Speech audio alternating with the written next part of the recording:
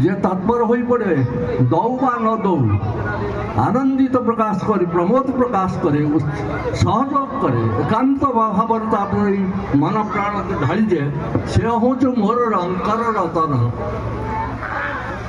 यही लोक मुझे देखिक आज आज आनंदित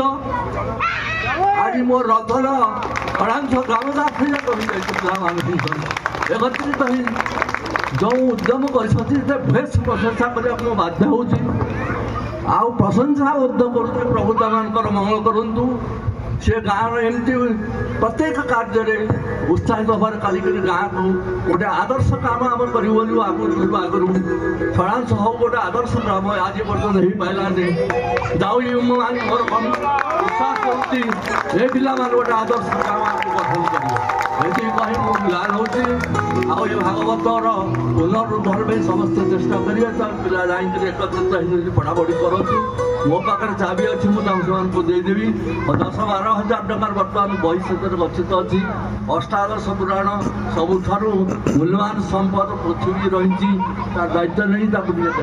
करती मुझे